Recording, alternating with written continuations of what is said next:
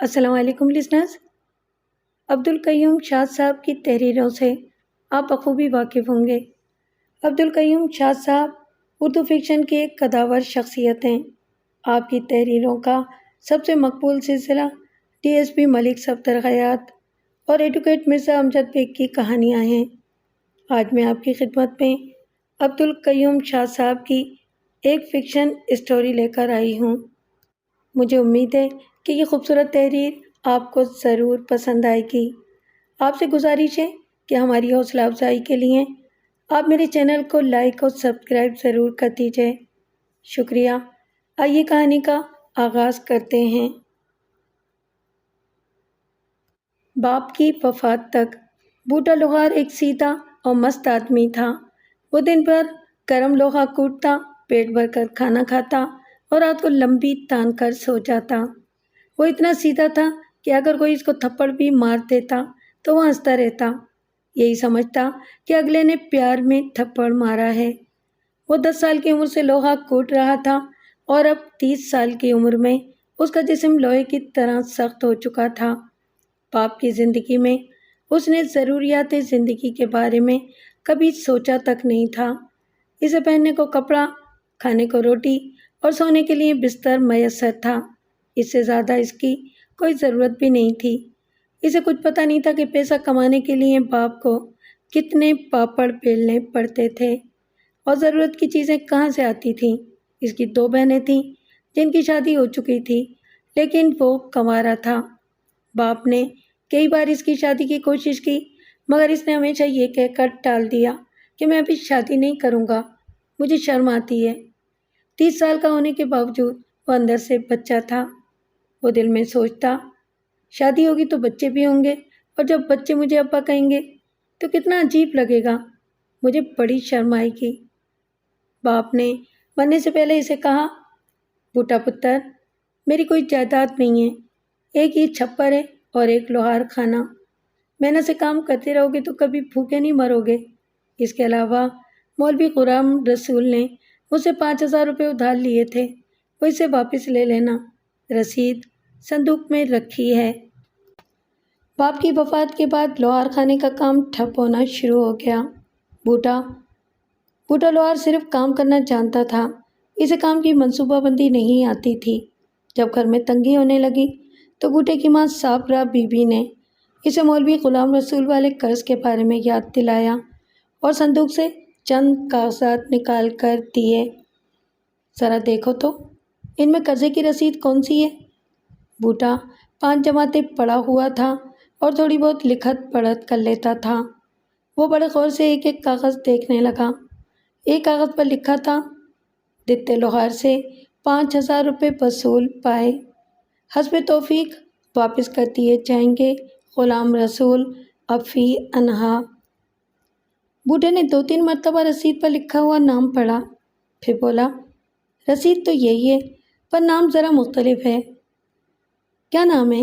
ماں نے پوچھا۔ اس پر غلام رسول افی انہا لکھا ہوا ہے۔ بوٹے نے انہا کو انا پڑھا تھا۔ مولوی غلام رسول انا تو نہیں ہے، یہ اس کے باپ کا نام ہوگا۔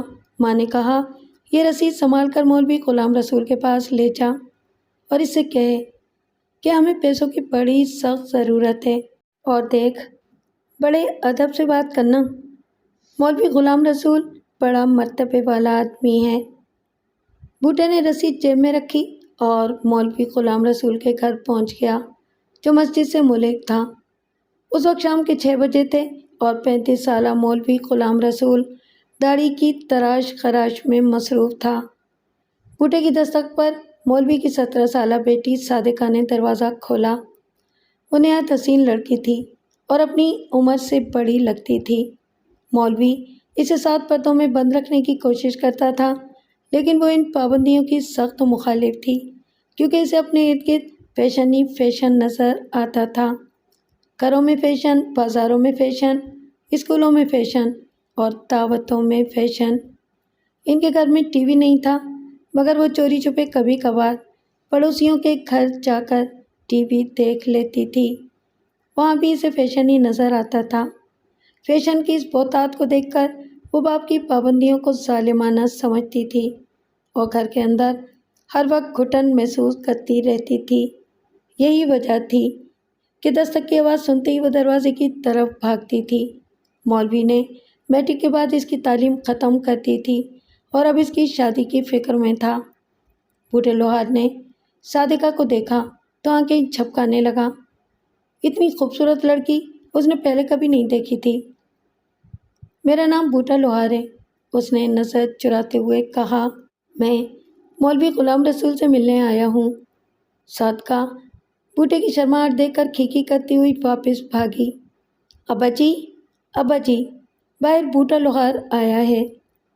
مولوی غلام رسول کینچی اور شیشہ ایک طرف رکھتے ہوئے بولا۔ دروازہ تو نے کھولا تھا؟ سامنے تھوڑی گئی تھی، صادقہ نے جھوٹ بولا۔ دروازے کے پیچھے سے بات کی تھی اور موٹی آواز میں بات کی تھی۔ چل بھاگ۔ مولوی دروازے کی طرف بڑھا۔ تجھے کتنی دفعہ سمجھایا ہے کہ دروازہ مت کھولا کر، اب تو بڑی ہو گئی ہے۔ صادقہ بڑبڑائی۔ ساری دنیا کی لڑکیاں باہر گھومتی پھرتی ہیں، ان کو تو کوئی کچھ نہیں کہتا، ساری پابندیاں میرے لیے ہی رہ گئی ہیں۔ مولوی نے دروازہ کھولا اور بوٹے کا سر سے پیر تک جائزہ لیا۔ بولو برخودار، کیسے آنا ہوا؟ سلام مولوی جی، بوٹے نے کہا۔ میں علاددین لوہار کا بیٹا بوٹا لوہار ہوں، آپ نے مجھے پہچانا؟ ہاں پہچان لیا ہے، مولوی نے تیوری چڑھائی۔ وہ سمجھ گیا تھا کہ بوٹا پیسوں کے سلسلے میں آیا تھا۔ کام کی بات کرو۔ آپ نے میرے ابا سے 5,000 روپے ادھار لیے تھے، بوٹے نے کہا۔ گھر میں اس وقت بڑی تنگی۔ کون سے 5,000 روپے؟ مولوی انجان بن گیا۔ یہ میرے پاس آپ کی لکھی ہوئی رسید موجود ہے، بوٹے نے جیب سے رسید نکال کر دکھائی۔ مولوی نے رسید لے کر اس پر سرسری نظر ڈالی اور اس کے ٹکڑے ٹکڑے کر دیے۔ یہ رسید بیکار ہو چکی ہے، تیرے باپ نے مرنے سے 1 مہینے پہلے پیسے واپس لے لیے تھے، چل چھٹی کر۔ مولوی صاحب، یہ کیا کیا آپ نے؟ بوٹے نے پریشان ہو کر کہا۔ رسید کیوں پھاڑ دی؟ واہ میاں واہ، تو نے سوچا ہوگا کہ رسید دکھا کر ڈبل پیسے وصول کر لے گا؟ مرنے والا مر گیا، پیچھے ناکارہ اولاد چھوڑ گیا، جا میرا وقت برباد مت کر۔ مولوی جی، ابا نے خود کہا تھا کہ آپ نے اس کے 5,000 روپے دینے ہیں، گھر میں بڑی تنگی ہے جی۔ مولوی نے جیب میں ہاتھ مارا اور 50 روپے کا نوٹ نکال کر بوٹے کی طرف بڑھایا۔ لے یہ رکھ لے، پرچون والے سے آٹا دال لے جانا اور آئندہ ایسا گناہ نہ کرنا۔ مجھے خیرات نہیں چاہیے جی، میں اپنا حق حلال کا پیسہ لینے آیا ہوں۔ ابا نے مرنے سے پہلے خود کہا تھا کہ جاتا ہے یا دوں ایک جھاپڑ؟ میں ایسے نہیں جاؤں گا، آپ نے رسید کیوں پھاڑ دی؟ مولوی جانتا تھا کہ بوٹا پلے درجے کا بدھو اور ڈرپوک تھا۔ اس نے اس کے منہ پر تھپڑ مارا اور دھکے بھی دیے، پھر اندر گھس کر دروازہ بند کر لیا۔ بوٹے نے منہ پر ہاتھ پھیرا اور حیرانی سے بند دروازے کو کھولنے لگا۔ لوگوں کو واعظ و نصیحت کرنے والا مولوی صاف مکر گیا تھا، اس نے رسید بھی پھاڑ دی تھی۔ بوٹا ایک جاہل نوجوان تھا، مذہب پر اس کا اعتقاد صرف مولوی کی وجہ سے تھا۔ مولوی کے رویے کی وجہ سے اس کا اعتقاد چکنا چور ہو گیا۔ اسے یقین ہو گیا کہ مولوی فراڈ ہے۔ وہ ستون ہی گر گیا تھا جس پر اس کے اعتقاد کی بنیاد تھی۔ وہ زور زور سے دروازہ کھٹکھٹانے اور واویلا کرنے لگا۔ مولوی جھری سے باہر دیکھ رہا تھا۔ جب چند نمازی شور کی آواز سن کر اس کی طرف آ نکلے تو اس نے دروازہ کھولا اور چھڑی سے بوٹے کو پیٹنا شروع کر دیا۔ ساتھ ہی اس نے نمازیوں کو بھی اکسایا۔ 2 نمازی بھی اس کار خیر میں شریک ہو گئے۔ انہوں نے بوٹے کا جرم معلوم کرنے کی زحمت بھی گوارا نہیں کی تھی۔ بوٹے نے ان میں سے ایک کو دھکا دیا۔ وہ دبلا پتلا اور ادھیڑ عمر آدمی قریبی باڑ کے اوپر سے لڑکھڑاتا ہوا دوسری طرف جا پڑا۔ اس کے ہاتھوں پر خراشیں آئیں اور کولے کی ہڈی سرک گئی۔ اس نے اٹھنے کی کوشش کی مگر ناکام رہا۔ تب اس نے شور مچا دیا، مار دیا، مار دیا، ہڈی توڑ دی، ہائے ہائے! یہ صریحاً قاتلانہ حملہ ہے، مولوی غلام رسول نے کہا۔ پولیس کو بلاؤ، اس بدمعاش کو پولیس کے حوالے کرنا پڑے گا، اس کو پکڑ لو، جانے نہ پائے۔ تو آدمی ادھیڑ عمر شخص کو اٹھانے کی کوشش کرنے لگے۔ ایک شخص سائیکل پر پولیس کو بلانے چلا گیا۔ چند منٹوں کے اندر ایک حوالدار 2 سپاہیوں کے ہمراہ موقع پر پہنچ گیا۔ اس اثنا میں وہاں کافی لوگ جمع ہو چکے تھے اور مولوی کے اشارے پر بوٹے لوہار کی پٹائی کر رہے تھے۔ حوالدار نے بوٹے کو ہتھکڑی پہنا کر سپاہیوں کے حوالے کر دیا اور مولوی سے پوچھا کہ معاملہ کیا ہے؟ یہ بدماش یہاں غنڈہ گردی کرنے کی کوشش کر رہا تھا۔ پہلے اس نے مجھ پر حملہ کیا، پھر شیخ سجاد علی پر حملہ کر کے ان کی کولے کی ہڈی توڑ دی۔ ان کو 2 آدمی اسپتال لے گئے ہیں۔ اس پر قاتلانہ حملے کا کیس بنائیں۔ بات کہاں سے شروع ہوئی تھی؟ بات کیا ہونی تھی؟ میرا دروازہ کھٹکھٹا کر کہنے لگا کہ اس کے باپ نے مجھے 5000 روپے دیے تھے۔ اس کا باپ کہاں ہے؟ باپ مر چکا ہے، وہ بیچارہ شریف آدمی تھا۔ میں نے تقریباً 1 سال پہلے اس سے 5000 روپے لیے تھے اور اس کی موت سے 1 مہینہ پہلے واپس کر دیے تھے۔ اب یہ سورما دوبارہ پیسے مانگنے آ گیا۔ کیوں ہے؟ حوالدار نے بوٹے کو ٹھڈا مارا۔ بدماشی کرتے ہو؟ چلو تھانے۔ میں غریب آدمی ہوں جی، بوٹے نے عاجزی سے کہا۔ میرے باپ نے ان کو 5000 روپے ادھار دیے تھے، وہ لینے آیا تھا۔ کیا ثبوت ہے تیرے پاس؟ میں رسید ساتھ لے کر آیا تھا، انہوں نے پھاڑ کر پھینک دی۔ اس کے ٹکڑے ادھر ہی پڑے ہوئے تھے۔ کاغذ کے پرزے ہوا سے اڑ کر دور چلے گئے تھے۔ حوالدار نے ادھر ادھر نظر دوڑائی، بولا ادھر کدھر ہیں؟ مولوی نے کہا اس نے شیخ صاحب کی کولے کی ہڈی بھی توڑ دی ہے۔ میں نے کسی کی ہڈی نہیں توڑی ہے، بوٹے نے کہا۔ وہ آدمی مجھے خواہ مار رہا تھا، میں نے اسے پرے کیا تو وہ گر گیا، میرا اس میں کیا قصور ہے؟ مولوی جی سے کہیں کہ میرے پیسے دے دیں، میں اپنی غلطی کی معافی مانگ لوں گا۔ مولوی نے اس کے کندھے پر زور سے چھڑی ماری، چھڑی کے 2 ٹکڑے ہو گئے۔ مجھ پر جھوٹا الزام لگاتے ہو؟ مولوی نے کہا۔ میں قسم کھانے کو تیار ہوں جی، بوٹے نے کہا۔ جتنی بڑی قسم چاہیں اٹھوا لیں۔ اگر یہ سچے تھے تو انہوں نے رسید کیوں پھاڑی؟ میرے باپ نے خود مجھے بتایا تھا کہ اس نے مولوی غلام رسول کو 5000 روپے ادھار دیے تھے۔ ایک آدمی نے ہولے سے کہا، اگر بوٹا لوہار سچ بول رہا ہے تو ہماری نمازوں کا اللہ ہی حافظ ہے۔ پولیس نے بغیر کسی رپورٹ اور چالان کے بوٹے لوہار کو 3 روز حوالات میں بند رکھا اور اس پر تشدد کرتے رہے، لیکن بوٹا اپنے مطالبے سے دستبردار نہیں ہوا۔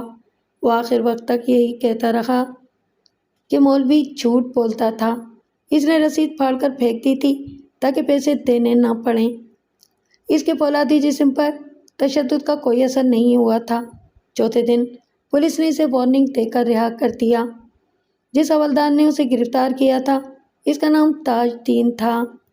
اس نے اپنے طور پر ادھر ادھر سے پتہ کیا تو اسے معلوم ہوا کہ بوٹا لوہار اپنے ڈیل ڈول کے باوجود ایک سیدھا سادہ اور بے ضرر سا آدمی ہے۔ اس نے کبھی کسی کے ساتھ زیادتی نہیں کی۔ ان معلومات کے بعد اسے بوٹے پر ترس آیا کہ بیچارہ خواہ تشدد کا نشانہ بنا۔ مولوی نے بوٹے کی گرفتاری کے بعد ایک بااثر آدمی سے تھانے دار کو فون کروا دیا تھا کہ بوٹے پر کوئی کیس نہ بنایا جائے بلکہ 1-2 روز حوالات میں پھیٹی لگانے کے بعد چھوڑ دیا جائے۔ بوٹے کی رہائی کے بعد حوالدار تاج دین اسے ایک چھوٹے سے ہوٹل میں لے گیا اور پوچھا، بوٹے خان سچ بتا، اصل معاملہ کیا ہے؟ کیا مولوی غلام رسول نے واقعی تیرے پیسے دینے؟ ابا نے تو یہی کہا تھا جی، بوٹے نے جواب دیا۔ گھر میں رسید بھی موجود تھی۔ اب پتہ نہیں مرنے والے نے جھوٹ بولا تھا یا زندہ جھوٹ بول رہا ہے۔ رسید پر کیا لکھا تھا؟ بوٹا سوچتے ہوئے بولا، لکھا تھا دتے لوہار سے 5000 روپے وصول پائے، حسب توفیق واپس کر دیے جائیں گے۔ نیچے دستخط کس کے تھے؟ نیچے لکھا تھا غلام رسول افی انا۔ یہ افی انا کیا ہوتا ہے؟ پتہ نہیں، ماں کہہ رہی تھی کہ افی انا مولوی کے باپ کا نام ہوگا۔ حوالدار نے جیب سے بال پین نکال کر بوٹے کو دیا اور اسے افی انا لکھنے کے لیے کہا۔ بوٹے نے سگریٹ کے خالی پیکٹ پر اپنی ٹوٹی پھوٹی تحریر میں افی انہا لکھ دیا۔ حوالدار سمجھ گیا کہ وہ جھوٹ نہیں بول رہا تھا۔ اس نے کہا، بوٹے خان، تم اتنے ڈھیل ڈول اور مضبوط جسم کے آدمی ہو، تمہیں چاہیے تھا کہ اپنے بچاؤ میں 2-4 ہاتھ چلا دیتے۔ تم ادھر مولوی کے گھر کے سامنے چپ چاپ لوگوں سے مار کھا رہے تھے، اس طاقت کا فائدہ کیا ہے تمہیں؟ حوالدار جی، میں نے ساری عمر لوہا کوٹا ہے، کسی بندے پر کبھی ہاتھ نہیں اٹھایا، میرے پاس وہ طاقت نہیں ہے جس کی آپ بات کر رہے ہیں۔ میں غریب آدمی ہوں، میرے آگے پیچھے کوئی نہیں ہے۔ حوالدار ہولے ہولے سر ہلانے لگا، بولا، تم سچ کہتے ہو بوٹے خان، طاقت جسم میں نہیں کہیں اور ہوتی ہے، اور غریب آدمی تو اس بندوق کی طرح ہوتا ہے جس کے ٹریگر پر کسی اور کی انگلی ہوتی ہے۔ بندوق خود بخود نہیں چلا کرتی، اسے چلایا جاتا ہے۔ بوٹے لوہار کو حوالدار کی باتیں سمجھ نہیں آ رہی تھیں۔ اس نے کہا، حوالدار جی، مجھے جانے کی اجازت دیں، پتہ نہیں میری ماں کس حال میں ہوگی۔ کھانا نہیں کھاؤ گے؟ اس ہوٹل کی بریانی بڑی مزیدار ہوتی ہے، آج میری پاکٹ سے کھانا کھاؤ۔ تم مجھے بریانی خرید کر دے دو، میں گھر جا کر کھا لوں گا۔ بوٹا بہت پریشان ہو رہا تھا، پتہ نہیں 2 دن سے گھر میں چولہا بھی جلا ہے یا نہیں۔ حوالدار نے اسے بریانی پارسل کروا دی اور بولا، کل تم مجھے اسی ہوٹل میں ملو، دن کے 11 بجے میں تمہیں ایک بڑے آدمی کے پاس لے چلوں گا۔ اگر تم اس کی نظر میں جچ گئے تو تمہارا کام ہو جائے گا، مولوی گھر آ کے تمہارے پیسے دے کے جائے گا۔ بوٹے کو سخت بھوک لگ رہی تھی اور تھیلی میں سے اٹھتی ہوئی بریانی کی خوشبو اس کی بھوک کو اور تیز کر رہی تھی۔ اس نے اگلے روز ہوٹل میں ملنے کا وعدہ کیا اور فوراً رخصت ہو گیا۔ وہ ماں کے ساتھ بیٹھ کر کھانا کھانا چاہتا تھا۔ جب وہ گھر پہنچا تو وہاں اس کے چند رشتہ دار بیٹھے آہستہ آہستہ باتیں کر رہے تھے، ان کے چہرے اترے ہوئے تھے۔ بوٹے کو دیکھ کر سب چپ ہو گئے۔ چاچا، میری ماں کہاں ہے؟ بوٹے نے ایک سفید ریش بوڑھے سے معلوم کیا۔ میں اس کے لیے بریانی لایا ہوں۔ بریانی ادھر رکھ دے اور میرے پاس بیٹھ جا۔ بوٹے نے پریشان نظروں سے ادھر ادھر دیکھا، پوچھا، کیا وہ ماں کو بھی پکڑ کر لے گئے ہیں؟ ایک نوجوان نے بوٹے کے ہاتھ سے تھیلی لے لی اور اسے چارپائی پر بٹھا دیا۔ ذرا اپنا دل مضبوط کر لے، اوئے تم لوگ کچھ بتاتے کیوں نہیں؟ بوڑھے نے بوٹے کے کندھے پر ہاتھ رکھتے ہوئے کہا، بوٹے، تیری ماں کو اس بریانی کی ضرورت نہیں ہے، وہ اس وقت جنت کی نعمتیں کھا رہی ہوگی۔ بوٹا ایک جھٹکے سے کھڑا ہو گیا، اور میری ماں بھی مر گئی؟ پتر، سب نے ایک دن مر جانا ہے، بوڑھے نے کہا، حوصلہ رکھ، حوصلہ۔ وہ بھلی چنگی تھی اوئے، وہ کیسے مر گئی؟ اس نے تو مجھے مولوی کے پاس پیسے لینے بھیجا تھا۔ یہ تو اچھی بات ہوئی نا کہ وہ بھلی چنگی دنیا سے رخصت ہو گئی، بوڑھے نے کہا، بیماریوں اور تکلیفوں میں نہیں مبتلا ہوئی۔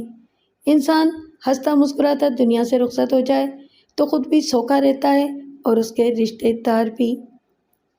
تم کہاں چلے گئے تھے؟ نوجوان نے بوٹے سے پوچھا، کسی کو بتا کر بھی نہیں گئے؟ بوٹا زمین پر بیٹھ کر رونے لگا۔ اس نے اس بات پر اللہ کا شکر ادا کیا کہ کسی کو اس کی گرفتاری کا پتہ نہیں چلا تھا۔ اس نے ہمیشہ یہی سنا تھا کہ اولاد یہ جیل جانے والے کی عزت 2 کوڑی کی نہیں رہتی۔ کچھ دیر رونے کے بعد اس نے اس بات پر بھی اللہ کا شکر ادا کیا کہ ماں اس کی گرفتاری سے بے خبر دنیا سے رخصت ہو گئی تھی، لیکن یہ محض اس کی لا علمی تھی۔ صابرہ بی بی کی موت اس کی گرفتاری کی خبر سے ہی واقع ہوئی تھی۔ 4 روز پہلے بوٹے کو مولوی غلام رسول کے پاس بھیجنے کے بعد وہ یہ سوچتی ہوئی گھر کے کام میں مصروف ہو گئی کہ اب اسے بیٹے کی شادی کر دینی چاہیے تاکہ گھر میں بہو آئے اور اس کے پوتے پوتیوں کا ارمان پورا ہو۔ جب بوٹے کو گئے ہوئے 1 گھنٹے سے اوپر ہو گیا تو وہ فکر مند ہوئی کہ پتہ نہیں بوٹا کہاں چلا گیا۔ اس کے جی میں طرح طرح کے وسوسے پیدا ہونے لگے۔ 7:30 بجے دروازے پر بڑے زور کی دستک سنائی دی۔ صابرہ کا دل دھک سے رہ گیا۔ اس نے دروازہ کھولا تو دیکھا کہ سامنے مولوی غلام رسول کھڑا تھا۔ اس کے ہاتھ میں ٹوٹی ہوئی چھڑی تھی۔ اس نے چھڑی سے دستک دی تھی۔ اس کی آنکھیں غصے سے سرخ ہو رہی تھیں۔ مولوی صاحب، मौलवी साहब, खैरियत तो है? साबरा बीबी ने घबरा कर कहा। बूढ़ा आपकी तरफ गया था। मौलवी अंदर कदम रखते हुए बोला, खैरियत नहीं है। हाय वे मेरे यार रब्बा। साबरा बीबी ने सीने पर हाथ रखा। क्या हुआ है मेरे सोने पुत्र को? बदमाश पुत्र का, ओ बदमाश, मौलवी छड़ी लहराते हुए बोला। इस बदमाश को पुलिस ने इक़दाम कत्ल के जुर्म में गिरफ्तार कर लिया है। कत्ल का लफ्ज़ सुनते ही साबरा बीबी को ऐसे लगा जैसे किसी ने इसके सीने में छुरा घोंप दिया हो। वो सीधी सादी औरत कत्ल और इक़दाम कत्ल का फ़र्क नहीं समझती थी। वो यही समझी कि इसके बेटे के हाथों कोई शख्स कत्ल हो गया था और पुलिस ने उसे गिरफ्तार कर लिया था। जब अल्लाह देता जिंदा था तो अक्सर कहा करता था, साबरा बीबी, बूढ़े के हाथ पैर बड़े मजबूत हैं, बड़ी ताकत है इसके बदन में। मैं तो हर वक्त डरता ही रहता हूँ, अगर इसने किसी को मुक्का शुक्का मार दिया तो। अल्लाह देते, अल्लाह से खैर मांग खैर, साबरा जवाब देती। बंदे को ऐसी बातें ज़बान पर नहीं लानी चाहिए। साबरा बीबी को अपने मरहूम शौहर की ये बात बार बार याद आ रही थी। मौलवी ग़ुलाम रसूल तो बात ख़त्म करके वापस चला गया, पर साबरा बीबी बिल्कुल ढह गई। रात के 9 बजे इसके दिल में दर्द उठा। वो गिरती पड़ती पड़ोसन के दरवाजे तक गई। दरवाज़ा खटखटाया और वहीं ज़मीन पर बैठ गई। जब पड़ोसन ने दरवाज़ा खोला तो उस वक्त तक वो अल्लाह को प्यारी हो चुकी थी। बूढ़ा लोहार कई रोज़ तक घर से बाहर नहीं निकला। जब तक इसका बाप जिंदा था इसे कभी रोज़ी कमाने की फिक्र नहीं हुई थी, और जब तक माँ जिंदा थी इसने घर के कामों के बारे में कभी सोचा भी नहीं था। पकी पकाई रोटी, धुले हुए कपड़े और लगा लगाया बिस्तर मिल जाता था। अब ये सारे काम इसे खुद करने पड़ रहे थे और इसे एहसास हो रहा था कि माँ बाप की मौजूदगी में उसकी ज़िंदगी कितने सुख चैन से गुजर रही थी। चंद रोज़ के बाद इसका गम कुछ हल्का हुआ तो इसने लोहार खाने पर जाना शुरू कर दिया, लेकिन काम में इसका दिल नहीं लग रहा था। एक अजीब बेचैनी इसके जी को लाहक हो गई थी। इसे बार बार एक ही ख्याल आता था कि मौलवी ग़ुलाम रसूल के पास जाकर उसने सख्त गलती की थी।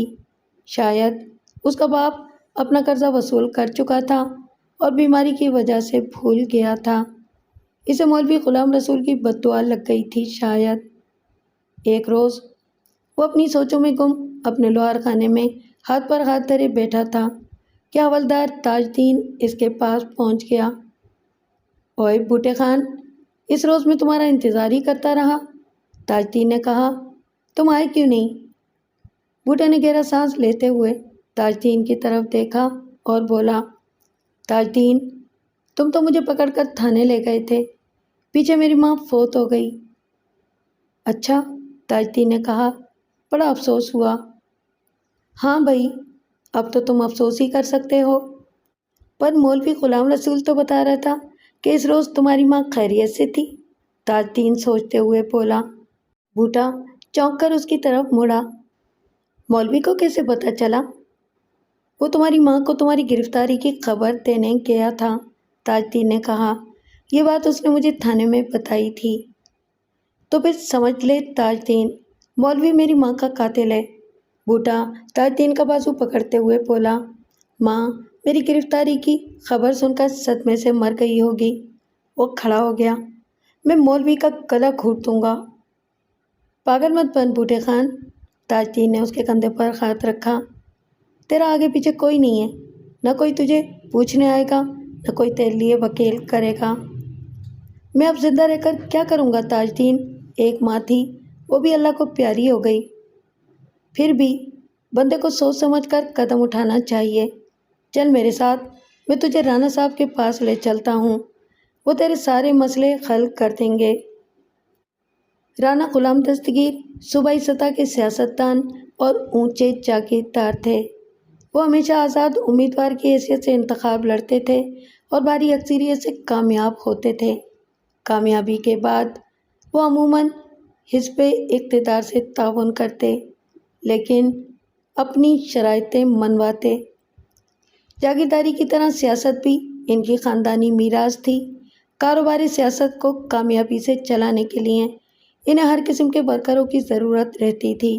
جب سے سیاست میں تشدد کو فروغ حاصل ہوا تھا، تب سے انہوں نے بھی جیدار قسم کے گوریلوں پر سادہ نظر رکھنی شروع کر دی تھی۔ جب حوالدار تاج الدین بوٹے لوہار کے ہمراہ اس کے پیلس میں پہنچا، اس وقت درجن بھر افراد وسیع ڈرائنگ روم میں بیٹھے تھے۔ ان میں مختلف طبقوں کے لوگ تھے جو اپنے اپنے مسائل کے سلسلے میں وہاں آئے تھے۔ تاج الدین بوٹے کے ساتھ برآمدے میں بیٹھ گیا۔ یہاں تک داخلہ مفت ہے، تاج الدین نے بوٹے کو بتایا۔ ادھر چائے اور کھانے پینے کو بھی مل جاتا ہے، مگر بڑے صاحب سے ملاقات ذرا مشکل ہی سے ہوتی ہے۔ یہ کیا بات ہوئی؟ یہ سیاست کی باتیں ہیں بوٹے خان، ان کو میرے تیرے جیسے نہیں سمجھ سکتے۔ رانا صاحب اپنی تقریروں میں ہمیشہ یہی کہتے ہیں کہ ان کے دروازے سب کے لیے کھلے ہیں، اور دیکھ لو دروازے واقعی کھلے ہیں۔ آگے بندے کی قسمت۔ رانا صاحب کی نظر پڑ گئی تو پہلے ہی دن کام بن گیا، ورنہ چکر لگاتے رہو۔ اتنے میں ایک ملازم برآمدے میں وارد ہوا۔ اس نے ہاتھ میں ٹرے پکڑی ہوئی تھی۔ اس نے حوالدار کو سلام کیا اور چائے کے 2 کپ اور مٹھائی کی 1 پلیٹ ان کے سامنے رکھ کر واپس چلا گیا۔ اس نے سفید چپل اور صاف ستھرے کپڑے پہن رکھے تھے، کندھے پر ہولسٹر بھی لٹک رہا تھا۔ بوٹا بڑے غور سے اس کی طرف دیکھ رہا تھا اور اپنے میلے کپڑوں کا اس کے عمدہ کپڑوں سے موازنہ کر رہا تھا۔ ملازم کے جانے کے بعد اس نے پوچھا، یہ کوئی گھر کا آدمی تھا؟ یہ رانا صاحب کا نوکر تھا۔ اچھا؟ بوٹے نے آنکھیں جھپکائیں۔ یہاں تو نوکروں کی بھی بڑی قدر ہے، بڑے لوگوں کی بڑی باتیں ہوتی ہیں۔ لو مٹھائی کھاؤ۔ بوٹے نے برفی کا ٹکڑا توڑ کر منہ میں رکھا، بولا، اس طرح تو بڑا پیسہ خرچ ہو جاتا ہوگا۔ رانا صاحب کو اللہ نے بڑی دولت دی ہے، یہ تو کچھ بھی نہیں ہے۔ خاص مہمانوں کے لیے روزانہ 10-20 مرغ اور 1 آدھ بکرا ذبح ہوتا ہے۔ چند لمحوں کے بعد سوٹ میں ملبوس ایک باروب شخص برآمدے میں نمودار ہوا اور سیدھا حوالدار کے پاس پہنچا۔ حوالدار کھڑا ہو گیا، بوٹا بھی کھڑا ہو گیا۔ کیا مسئلہ ہے؟ باروب شخص نے پوچھا۔ بوٹا اسے رانا صاحب سمجھا اور جھک کر سلام کیا۔ یہ بوٹا لوہار ہے جی، تاج الدین نے کہا، اس کے ساتھ بڑی زیادتی ہوئی ہے، میں اسے بڑے صاحب سے ملانے کے لیے لایا ہوں۔ ایک آدمی اس کے پیسے کھا گیا ہے۔ باروب شخص نے تنقیدی نظروں سے بوٹے کے گٹھے ہوئے جسم کا جائزہ لیا، بولا، اس کے ساتھ کون زیادتی کر سکتا ہے؟ یہ تو اچھا خاصا مضبوط آدمی نظر آتا ہے۔ اگر اس جیسے پہلوانوں کے ساتھ بھی زیادتی ہونے لگی تو پھر غریب مسکین زندہ درگور ہو جائیں گے۔ اس کے پیچھے کسی کا ہاتھ نہیں ہے جی، بندہ تو یہ بڑا مضبوط ہے اور کام کا بھی ہے۔ آج ملاقات ذرا مشکل ہے، بڑے صاحب بہت مصروف ہیں، 2-3 روز کے بعد آ جانا۔ سر جی، اس کا دماغ بہت گھوما ہوا ہے، تاج الدین نے کہا، مجھے ڈر ہے کہ یہ کوئی بندہ شندہ مار نہ دے۔ اچھا انتظار کرو، میں کوشش کرتا ہوں، باروب شخص نے کہا اور آگے بڑھ کر برآمدے میں بیٹھے ہوئے دوسرے لوگوں سے باتیں کرنے لگا۔ تاج الدین اور بوٹا دوبارہ بیٹھ گئے۔ بوٹے نے آہستہ سے پوچھا، یہ رانا صاحب کا بیٹا ہے؟ یہ بھی نوکر ہے۔ اچھا، اس کی تو بڑی شان ہے، رانا صاحب کے پاس ایسے بے شمار لوگ کام کرتے ہیں۔ کمال ہے، بوٹے نے دل میں سوچا، میں تو رانا صاحب کے نوکروں کا بھی نوکر نہیں لگتا۔ تقریباً 10 منٹ بعد ایک دبلا پتلا شخص برآمدے سے نمودار ہوا۔ اس نے سفاری سوٹ اور پی کیپ پہن رکھی تھی۔ اس کی پیشانی تنگ اور آنکھیں چھوٹی چھوٹی تھیں۔ اس کے دائیں بائیں 4 آدمی تھے، ان میں سوٹ والا باروب شخص بھی تھا۔ کھڑے ہو جاؤ، کھڑے ہو جاؤ، حوالدار تاج الدین نے بوٹے کو کونی ماری۔ بڑے صاحب آ گئے۔ بوٹا حیرت سے آنکھیں جھپکانے لگا۔ بڑے صاحب اس کے تصور سے بالکل مختلف تھے۔ اس کے خیال میں بڑے صاحب کے نوکر زیادہ روب داب والے نظر آتے تھے۔ بوٹا خان کون ہے؟ رانا صاحب نے پوچھا۔ اس کی آواز خاصی روب دار تھی۔ تاج الدین نے رانا صاحب کو سلوٹ مارنے کے بعد بوٹے کو آگے دھکیلا۔ یہ ہے جی بوٹا خان۔ رانا صاحب بوٹے کا بازو ٹٹولتے ہوئے بولے، بندہ تو یہ بڑا ٹھوس معلوم ہوتا ہے۔ اوئے سنائے، تم کوئی بندہ ماننے کی باتیں کر رہے ہو؟ بس ایسے ہی جی، بوٹے نے عاجزی سے کہا۔ غریب آدمی کا اس دنیا میں کوئی ٹھکانہ نہیں ہے، جب انصاف نہ ملے تو بندہ ہی ماننا پڑتا ہے۔ حوالدار نے کہا، رانا صاحب 2 مہینے کے اندر اندر اس کے ماں باپ باری باری فوت ہو گئے ہیں، ایک شریف آدمی اس کے 5,000 روپے کھا گیا ہے۔ رانا صاحب نے کہا لگایا، بولے، وہ یقیناً شریف آدمی ہوگا، بدمعاش آدمی تو آج کل پیسے چھینتا ہے، کھاتا نہیں۔ کھانے کا کام شریف آدمیوں نے سنبھال لیا ہے۔ بوٹے خان، تم کام کیا کرتے ہو؟ لوہا کوٹتا ہوں۔ یہ لوہار ہے جی، تاج الدین نے کہا، پر آج کل اس کا کام بہت مندہ ہے۔ تبھی تمہارا جسم لوہے جیسا ہے۔ اوئے، تم سے تو لوگوں کو کانپنا چاہیے، تم نے شریف آدمی کا گریبان کیوں نہیں پکڑا؟ میں جی ذرا ڈرتا ہوں، میرا باپ ہمیشہ یہی کہتا تھا، بوٹے کسی کو مکہ شکہ نہ مار دینا، قتل کا کیس بن جائے گا، میرا ہاتھ ذرا بھاری ہے۔ تاج الدین نے کہا، رانا صاحب یہ آدمی نہیں ہے، توپ ہے توپ، پر اس کو چلانے والا کوئی نہیں ہے۔ رانا صاحب ہولے ہولے سر ہلانے لگے۔ ایک توقف کے بعد انہوں نے کہا، تم ادھر ہی بیٹھو، میں تمہارے بارے میں کچھ سوچتا ہوں۔ تھوڑی دیر کے بعد رانا صاحب نے بوٹے کو اپنے پرائیویٹ کمرے میں بلا لیا۔ بوٹا کمرے کی سج دھج اور آرائش دیکھ کر حیران رہ گیا۔ قالین صرف فرش پر ہی نہیں، دیواروں پر بھی لٹک رہے تھے۔ ایک دیوار پر شیر کا سر بمیں پوری کھال کے لٹکا ہوا تھا، اس کے دائیں بائیں 2 رائفلیں لٹک رہی تھیں۔ بیٹھو، رانا صاحب نے میز کے سامنے رکھی ہوئی کرسیوں کی طرف اشارہ کیا۔ بوٹے خان، اب تم مجھے پورا قصہ سناؤ، اس شریف آدمی کا حسب نسب کیا ہے جو تمہارے 5,000 روپے کھا گیا؟ بوٹا کرسی کے کنارے پر بیٹھ گیا۔ وہ ڈر رہا تھا کہ اس کے بیٹھنے سے کرسی میلی نہ ہو جائے۔ تاج الدین بھی بیٹھ گیا۔ حضور، میرا باپ بڑا خدا ترس آدمی تھا، اس نے مولوی غلام رسول کو 5,000 روپے ادھار دیے تھے اور کبھی واپسی کا تقاضا نہیں کیا تھا۔ مرنے سے کچھ روز پہلے اس نے مجھے بتایا کہ مولوی غلام رسول نے اسے 5,000 روپے ادھار لیے تھے اور رسید کے بارے میں بھی بتایا۔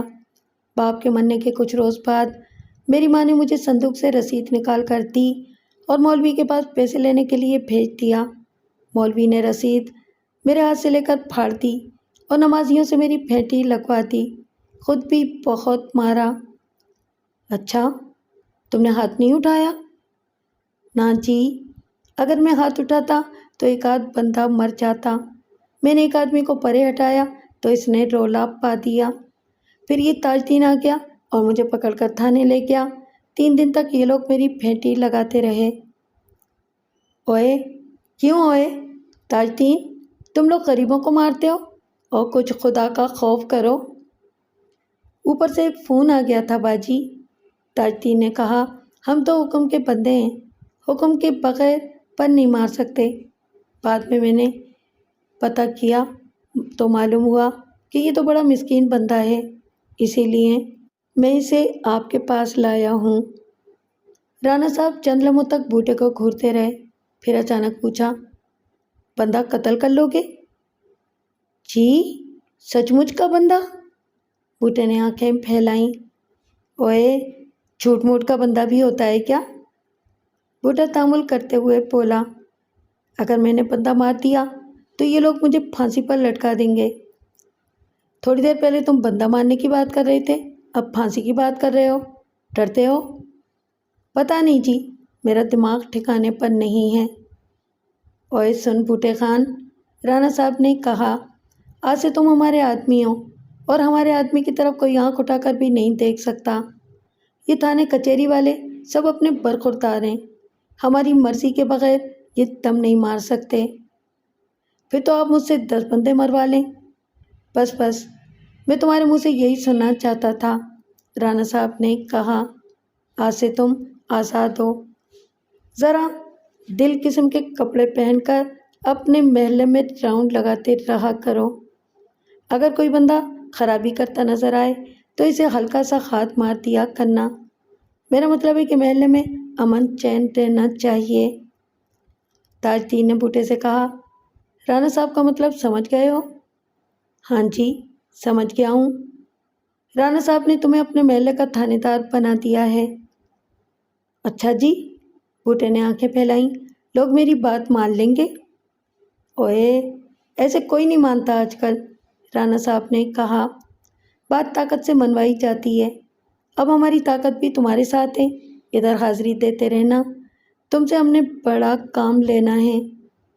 بہت اچھا جی، آج ہی کپڑا خرید کر 7-8 جوڑے سلنے کے لیے دے دو، کپڑوں کا بھی روب ہوتا ہے۔ 2-4 پشاوری چپلیں بھی خرید لینا، اور مجھے بڑی کر لو۔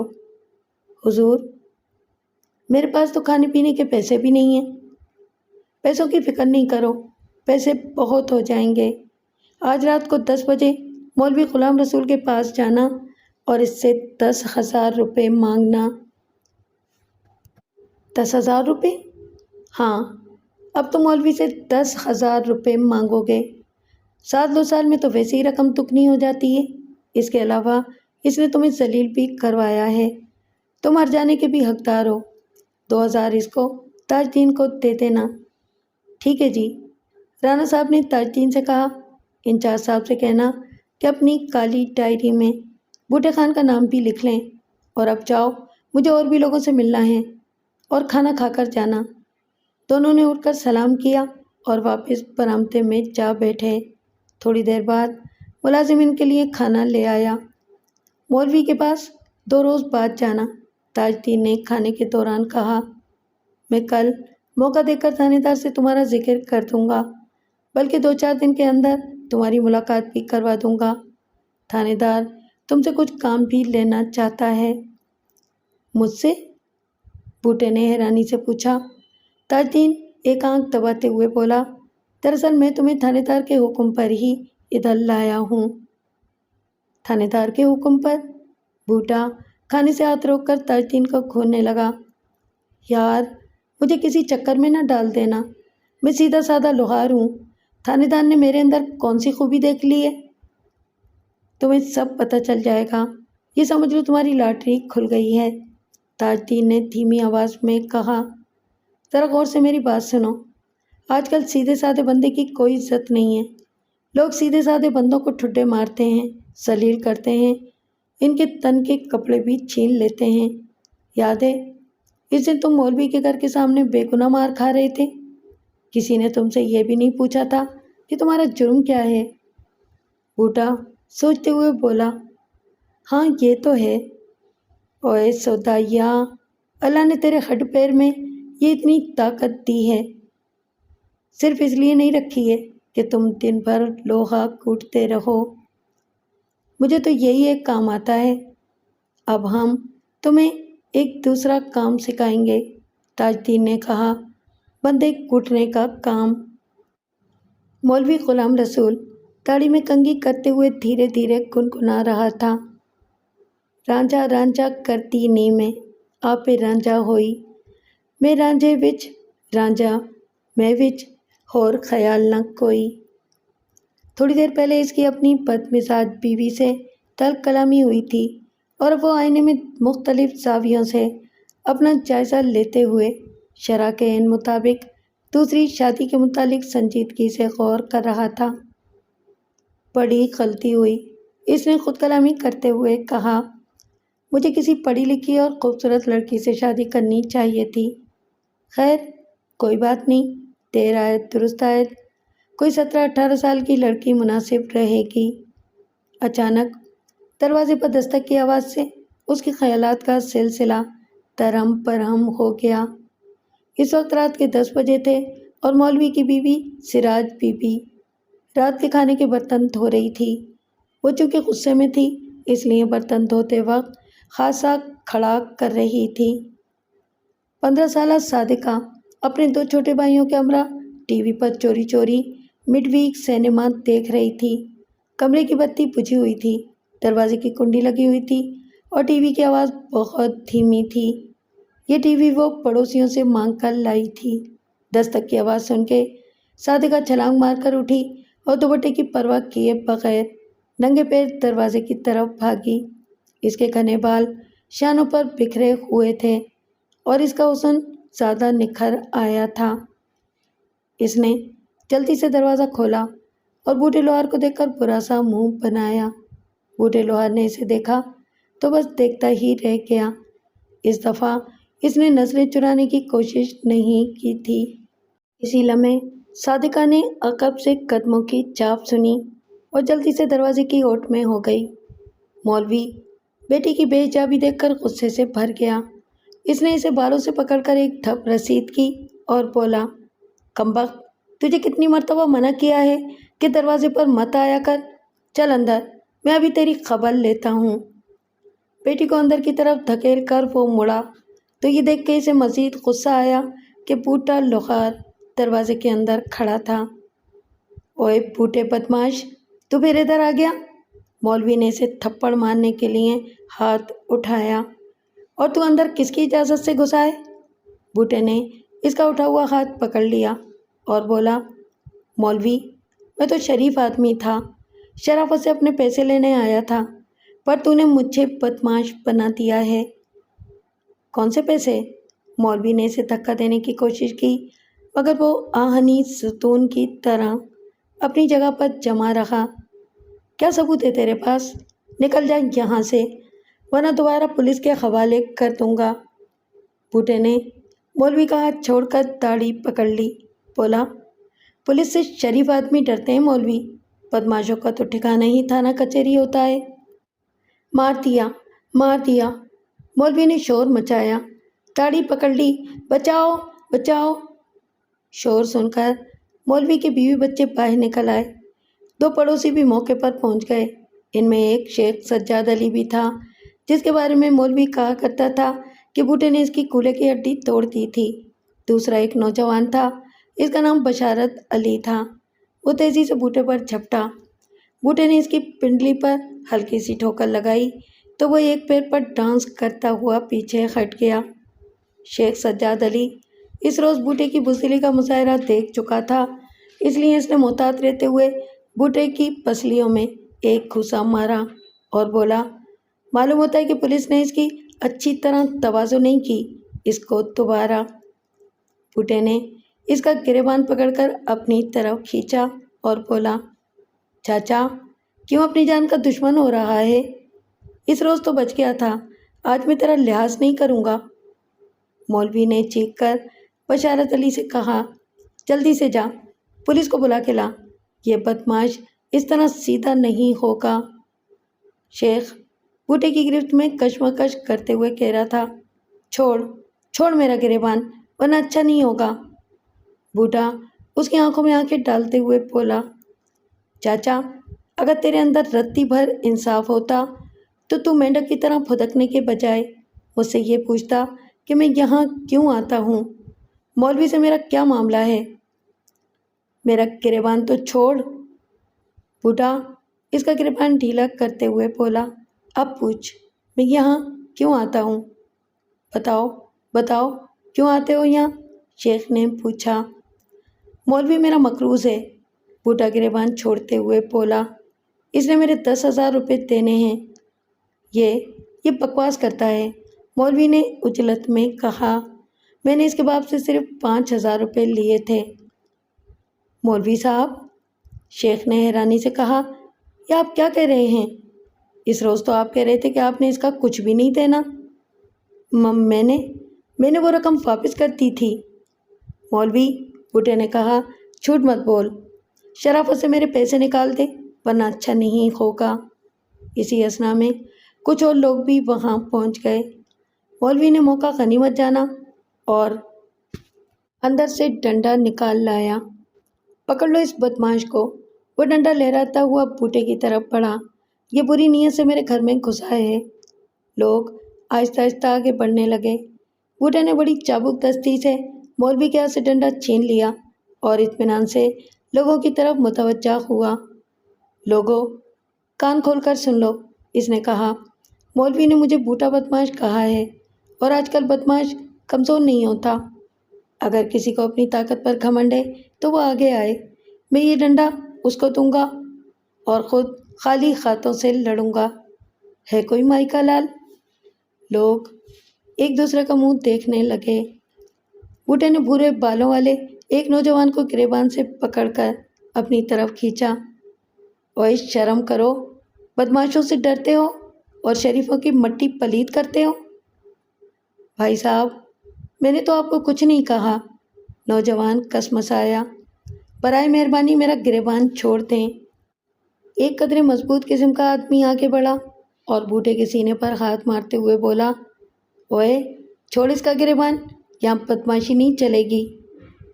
बूटे ने नौजवान का गिरेबान छोड़ दिया और दूसरे शख्स के मुंह पर थप्पड़ मारते हुए बोला, आजकल तो बदमाशी ही चलती है। अगर तेरे अंदर ज़्यादा ताकत है तो तू आ जा मुकाबले पर। ये ले पकड़ डंडा। उसने डंडा उसकी तरफ उछाला। मज़कूरा शख्स बूटे का थप्पड़ खाकर बुरी तरह तिलमिला उठा था। उसने डंडा उठा लिया और बड़ी फुर्ती से बूटे की पीठ पर वार किया। बूटा अपनी जगह जमा खड़ा रहा। एक और मार, उसने कहा। डंडा बरदार ने एक और वार किया। इस दफ़ा बूटे ने कुछ तकलीफ़ महसूस की, ताहम उसने ज़ाहिर नहीं होने दिया और खौफनाक अंदाज में अपने मद्दे मुकाबिल की तरफ बढ़ने लगा। अब मेरी बारी है, इसने कहा, ज़रा संभल जा। डंडा बरदार घबरा कर पीछे हटने लगा। वह हैरान था कि बूटा बड़े सुकून से 2 चोटें बर्दाश्त कर गया था। बूटे ने उसके हाथ से डंडा छीनकर दूर फेंक दिया और इसके मुंह पर एक थप्पड़ रसीद किया। थप्पड़ खाकर इस शख्स का दिमाग घूम गया और ऊपरी होंठ से खून रिसने लगा। वो तेज़ी से बाहर भाग गया। अब किसकी बारी है? बूटे ने दीगर लोगों की तरफ देखा। लोग आहिस्ता आहिस्ता वहाँ से खिसकने लगे। मौलवी गुलाम रसूल बेचैनी से हाथ मल रहा था और बार बार दरवाजे की तरफ देखता था। बशारत अली अपनी मोटरसाइकिल पर पुलिस को बुलाने के लिए जा चुका था और जल्द ही वापस आने वाला था। तुम लोग चलो यहाँ से, बूटे ने बाकी लोगों से कहा। यहाँ कोई तमाशा नहीं हो रहा है, ये लेन देन का मामला है। मौलवी ने कपकपाती हुई आवाज़ में कहा, तुम मेरे घर में किसी पर हुक्म नहीं चला सकते। मैं तो दरख्वास्त कर रहा हूँ कि बुला मौलवी, बूटे ने कहा। अगर तू समझता है कि इनकी मौजूदगी से तुझको कोई फ़ायदा हो सकता है तो फिर इन्हें अंदर बैठक में बिठा ले। इतने में ताजदीन खवलदार वहाँ पहुँच गया। वो बशारत अली की मोटरसाइकिल पर आया था और अकेला था। जो लोग बाहर निकल गए थे वो भी अंदर आ गए। हाँ जी मौलवी साहब, क्या मामला है? ताजदीन ने पूछा। सुना है इधर कोई बलवा शलवा हो गया है। बलवा ये खड़ा है, मौलवी ने बूटे की तरफ इशारा किया। इस बदमाश ने आज फिर हंगामा किया है। ये सब लोग इस बात के गवाह हैं। सबसे पहले तो ये मुदाखलत बेजा का मुर्तकिब हुआ है। ज़बरदस्ती मेरे घर में घुसा, 3-4 आदमियों को ज़ख्मी किया, गालियाँ निकाली और धमकियाँ भी दीं। इसे हथकड़ी लगाकर थाने ले चलें। मैं गवाहों को लेकर वहाँ पहुँच रहा हूँ। ओए बूटे लोहार, तूने मौलवी साहब का ही दरवाज़ा देख लिया है? ताजदीन ने बज़ाहिर गुस्से से कहा। तेरी मर्ज़ी क्या है? मालूम होता है कि तेरा दिमाग ठिकाने पर नहीं रहा। मैंने तो कुछ भी नहीं किया जी, बूटा मिस्कीन बन गया। मैं अपने पैसे लेने आया था। इस जवान ने मेरा गिरेबान पकड़ा, इस शेख ने मेरी पसलियों में मुक्का मारा, एक आदमी ने मुझे 2 डंडे मारे, मौलवी ने मुझे बदमाश कहा और अभी आपके सामने भी कहा है। मैंने तो अपने बचाव में हाथ पैर चलाए थे। बेशक इन लोगों से पूछ लें। ताजदीन हौले हौले सर हिलाने लगा। ये तो वाकई बलवे का केस लगता है। शेख साहब, आप तो माशाल्लाह से बड़े संजीदा आदमी हैं। आपने इसकी पसलियों में मुक्का क्यों मारा? शेख समझ गया कि अब वो बात नहीं थी जो पहले थी। इसने जवाब दिया, ये अपने मौलवी साहब शोर मचा रहे थे। मैं समझा कि बूटे ने इनको कोई नुकसान कर दिया है, इसलिए मैंने इसको मुक्का मार दिया। लेकिन मेरे मुक्के से इस जैसे आदमी का क्या बिगड़ेगा? बाद में इसने भी तो मेरा गिरेबान। ताजदीन नौजवान की तरफ मुड़ा। तुमने बूटे खान का गिरबान पकड़ा था? नौजवान गड़बड़ा गया। लो जी, आपने तो हम लोगों की ही इंक्वायरी करनी शुरू कर दी। ओए, मेरे सवालों का जवाब दो, आगे से जरा नहीं करो। नौजवान घबरा कर बोला। मैं भी वही समझा था जो शेख साहब समझे थे, इसलिए मैं इसे बाहर निकालना चाहता था। आप दोनों इधर खड़े हो जाएं, हवलदार ने शेख और नौजवान से कहा। फिर पूछा, डंडे किसने मारे थे? वो शख्स अपने होठों पर हाथ रखे दरवाजे के करीब खड़ा था। सूरत हाल पलटते देखकर बाहर जाने लगा। बूटे ने जल्दी से आगे बढ़कर इसे अपनी तरफ खींच लिया। बोला, यह है डंडेबाज, इसने मुझे 2 डंडे मारे थे। डंडेबाज बोला, इसने थप्पड़ मारकर मेरा जबड़ा टेढ़ा कर दिया है, ये देखें। नाम क्या है तुम्हारा? हवलदार ताजदीन ने पूछा। मुख्तार अहमद। तुमने इसको 2 डंडे क्यों मारे थे? इसने खुद कहा था, मुझे ललकारा था, और ये देखें, इसने थप्पड़ मारकर मेरा होंठ फाड़ दिया, एक आध दांत भी हिल गया होगा। तुम भी इधर आ जाओ, तुम तीनों ने कानून अपने हाथ में लिया है, हवलदार ने कहा और मौलवी की तरफ मुड़ा। मौलवी साहब, ये कर्जे की क्या बात है? कमाल है भाई, मौलवी ने बरहमी से कहा। आप तो उल्टा हम लोगों को डांट रहे हैं। आपको मालूम होना चाहिए कि मैं एक मोअज़्ज़िज़ हैसियत का आदमी हूँ। आला अफसरान से मेरा मिलना जुलना है। ऐसा ना हो कि आपकी ये पेटी उतर जाए। आप मेरी पेटी की फ़िक्र ना करें मौलवी साहब। अगर आपने इस गरीब के पैसे देने हैं तो देकर बात ख़त्म करें ना। मैंने इसके कोई पैसे नहीं देने। बूटे ने शेख सज्जाद अली के कंधे पर हाथ रखते हुए कहा। गवाह ये खड़ा है जी, इसके सामने मौलवी ने 5,000 रुपये देने का इकरार किया है। हवलदार के इस्तफसार पर शेख ने बताया कि मौलवी ने 5,000 रुपये देने का इकरार किया था। हवलदार मौलवी को एक तरफ ले गया और धीमी आवाज़ में बोला, मौलवी साहब, बूटा ऊंची सिफारिश लाया है। 4 रोज़ पहले ये राना साहब के पास जाकर रोया पीटा था। उन्होंने इंचार्ज साहब को इसकी दाद रसी के लिए कहा है। राना साहब के पास तो हम भी जा सकते हैं। अच्छा जी, फिर आपकी मर्ज़ी, आप भी कोशिश करके देख लें। बूटा आगे बढ़ा और मौलवी के कंधे पर हाथ मारते हुए बोला, मौलवी, मैं 4 रोज़ बाद फिर आऊँगा। मेरे 10,000 रुपये तैयार रखना, वरना अच्छा ना होगा। बात ख़त्म करते ही वो बाहर निकल गया।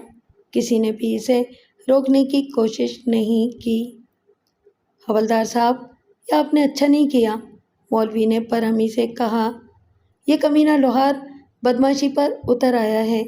अगर पुलिस ने इसका कोई बंदोबस्त नहीं किया तो ये तो शर्फा का जीना हराम कर देगा। मौलवी साहब, कमीने आदमी के ज़्यादा मुँह नहीं लगना चाहिए। आपकी शिकायत पर हमने 3 रोज़ तक इसकी बड़ी फेंटी लगाई, मगर इस पर कोई असर ही नहीं हुआ।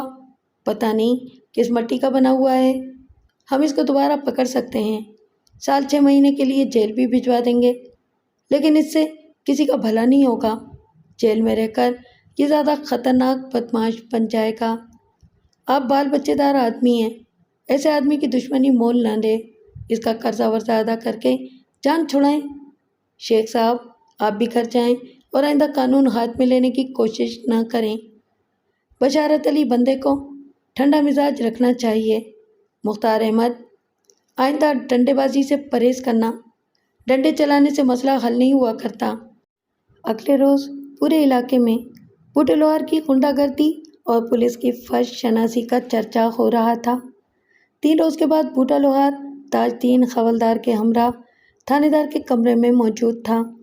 थानेदार बूटे को उसकी ड्यूटी समझा रहा था। राना साहब के बंदों को 7 खून माफ़ हैं, उसने बात ख़त्म करके कहा, और तुम राना साहब के ख़ास बंदे बन चुके हो। बूटा सर खुजाते हुए बोला, लगता है कि मैं चक्की के 2 पाटों में फंस गया हूँ, किसी दिन पिस जाऊँगा। फिक्र नहीं करो, सब ठीक हो जाएगा, थानेदार ने कहा। आहिस्ता आहिस्ता तुम सारे गुर सीख जाओगे। एक बात ख़ास तौर पर याद रखो, अपने राज किसी पर ज़ाहिर न होने देना। लोगों को ये पता नहीं चलना चाहिए कि तुम थानेदार के या राना साहब के ख़ास आदमी हो।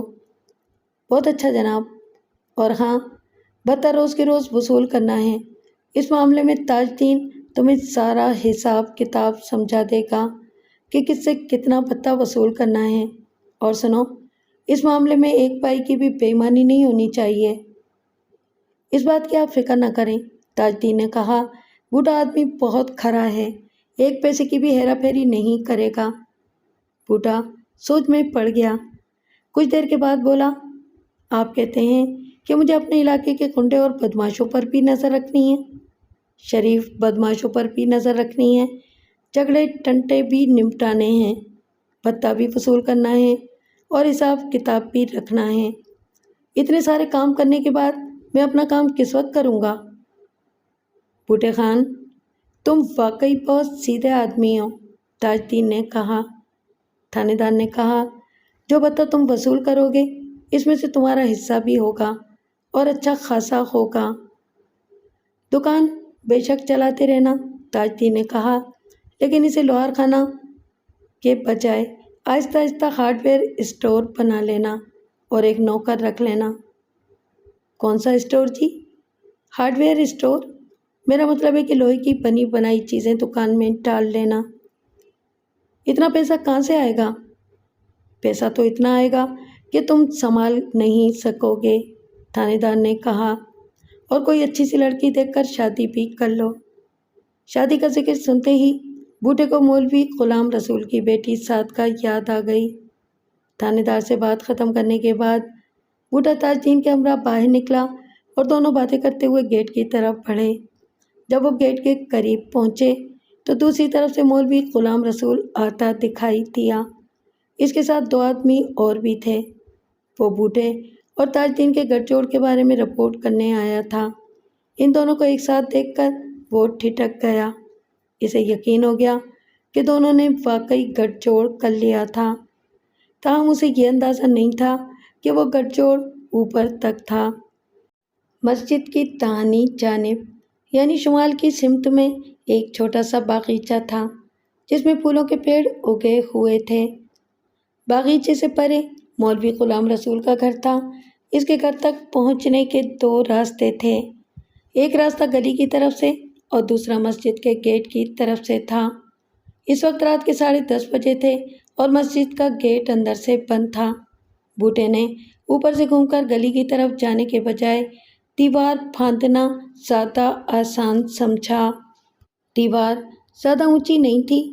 بوٹا آواز کیے بغیر اندر کود گیا اور باغیچے کی باڑ کے ساتھ چلتا ہوا آگے بڑھا۔ باغیچے میں تاریکی اور خاموشی چھائی ہوئی تھی۔ جب وہ مولوی کے دروازے سے کچھ فاصلے پر رہ گیا تو اس کے کانوں میں کسی لڑکی کی کھیکی کھیکی کی آواز آئی۔ وہ رک گیا اور آواز کی سمت کا تعین کرنے کی کوشش کرنے لگا، اور اس میں اسے زیادہ دقت پیش نہیں آئی۔ آواز باغیچے کے اس حصے سے آ رہی تھی جو مولوی کے دروازے کے عین سامنے تھا۔ کھیکی کے علاوہ وہاں سے خسر پسر کی آوازیں بھی آ رہی تھیں۔ بوٹا بے آواز چلتا ہوا آگے بڑھا اور نہایت پھرتی سے دیوار پھاند کر محبت کے 2 متوالوں کے سر پر پہنچ گیا۔ لڑکی کے منہ سے ہلکی سی چیخ برآمد ہوئی اور وہ اپنی جگہ ساکت ہو گئی۔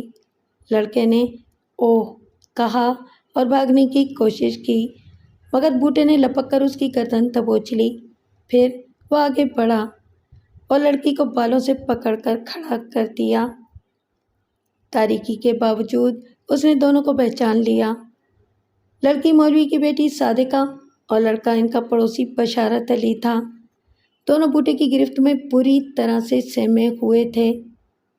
اوہو، تو یہاں یہ چکر چل رہا ہے، بوٹے نے کہا۔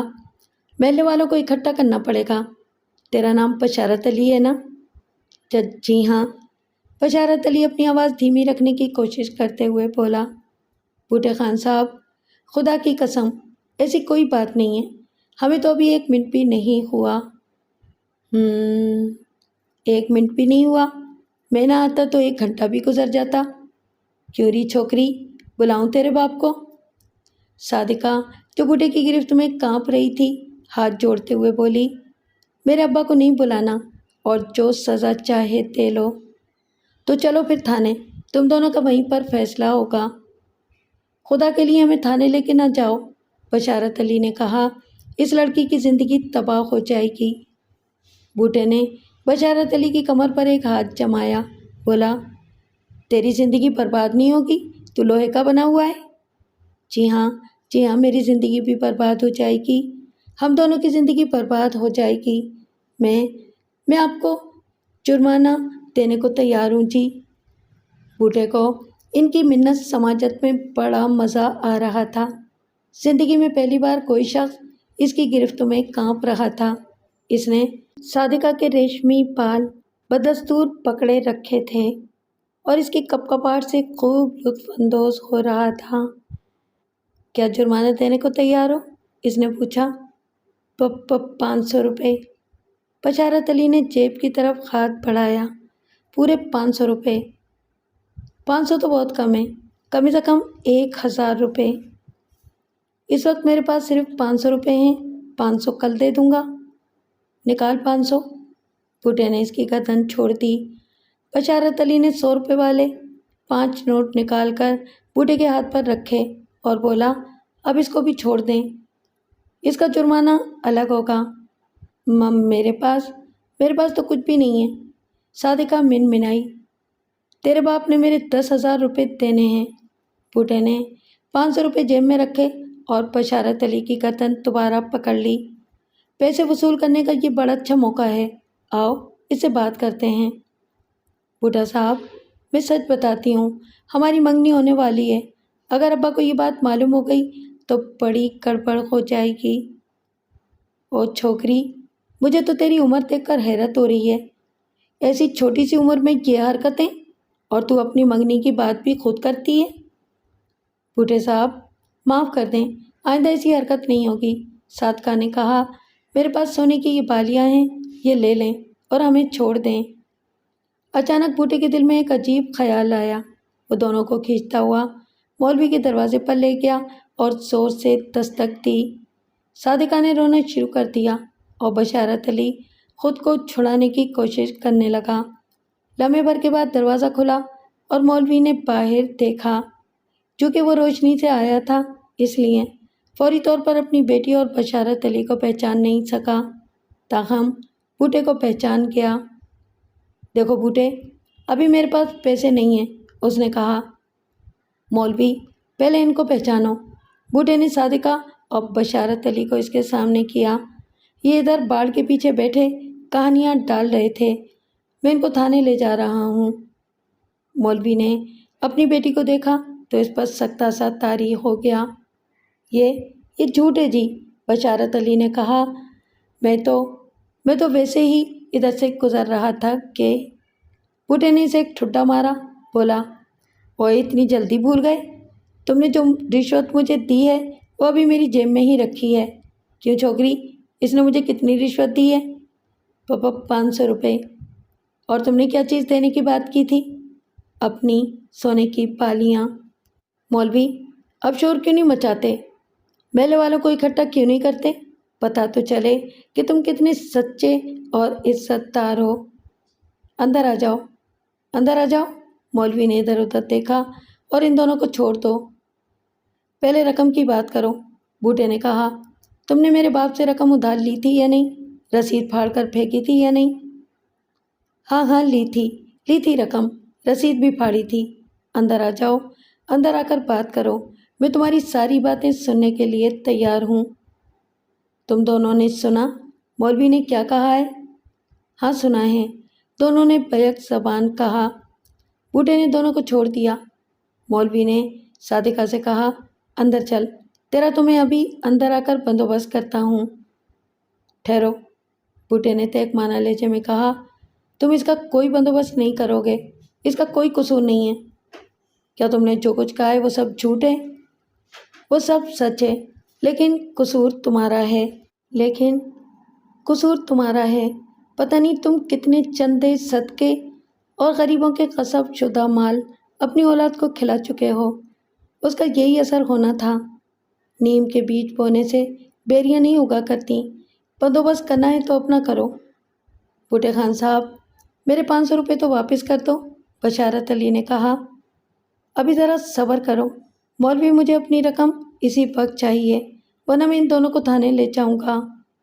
مولوی کو تھانے میں اس بات کا خوب اندازہ ہو گیا تھا کہ بوٹا اب ایک مسکین لوہار نہیں رہا تھا۔ اس نے تھانے دار کو بھی اس کی طرفداری کرتے ہوئے پایا تھا۔ وہ اندر گیا اور 3,000 روپے لا کر بوٹے کے ہاتھ پر رکھ دیے۔ بولا، اس وقت میرے پاس صرف یہ 3,000 روپے ہیں، باقی 2,000 روپے بعد میں دے دوں گا۔ 2,000 نہیں، 7,000 روپے۔ بوٹا 3,000 روپے جیب میں رکھتے ہوئے بولا، اور مجھے 7,000 روپے کی رسید چاہیے۔ یہ دونوں اس پر گواہ کے طور پر دستخط کریں گے۔ دیکھ بوٹے، اب تو بدماشی پر اتر آیا ہے۔ مولوی، ایک بات تو بتا۔ بوٹا مولوی کی آنکھوں میں آنکھیں ڈال کر بولا، شریف اور مسکین بوٹے لوہار کے ساتھ تو نے کیا سلوک کیا تھا؟ اس کو بدماش کس نے بنایا؟ اگر تو میرے 5,000 روپے کھا جاتا تو ایسا کا ایسا ہی رہتا، لیکن میں نے 5,000 مانگ لیے تو میں بدماش بن گیا۔ پچھلی باتوں کو چھوڑو، جو بنتا ہے وہ لے لو۔ اگر حساب کرو گے تو زیادہ ہی بنیں گے۔ میں نے تیرے باپ سے صرف 5,000 لیے تھے۔ لوگ 5,000 روپے پر 500 روپے مہینہ سود لیتے ہیں۔ بوٹے نے برہمی سے کہا، تجھے قرضہ لیے ہوئے 1 سال سے اوپر عرصہ ہو چکا ہے۔ 1 سال کا 6,000 روپے سود لگا لے۔ پھر تو نے مجھے جو ذلیل کیا اس کے پیسے بھی لگا لے، جو پولیس سے پھینٹی لگوائی اس کا ہرجانہ بھی دے۔ میں انسان ہوں، ٹھوٹ ڈنگر نہیں ہوں۔ آج میں بدماش بن کر تیرے پاس آیا ہوں تو تجھے میرے باپ کا قرضہ بھی یاد آ گیا اور رقم بھی نکل آئی۔ اوئے، اب میں بوٹا بدماش ہوں۔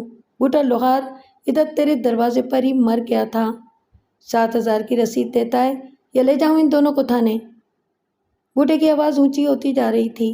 مولوی نے گھبرا کر کہا، چپ ہو جا، چپ ہو جا، دیتا ہوں رسید، ابھی دیتا ہوں۔ رسید پر لکھو کہ تم نے بوٹے خان سے 7,000 روپے ادھار لیے ہیں۔ بوٹا لوہار نہ لکھنا، وہ مر چکا ہے۔ مولوی اندر جا کر رسید لکھ لایا۔ بوٹے نے بشارت علی سے رسید پڑھوائی، پھر اس سے اور صادقہ سے بطور گواہ دستخط کروائے اور رسید طے کر کے جیب میں رکھ لی۔ مجھے 7 دن کے اندر اندر رقم مل جانی چاہیے، ورنہ میں تیرا حشر خراب کر دوں گا، اس نے کہا اور بشارت علی کی طرف مڑا۔ بشارت علی، کل رات کے 9 بجے میں تیرا دروازہ کھٹکھٹاؤں گا۔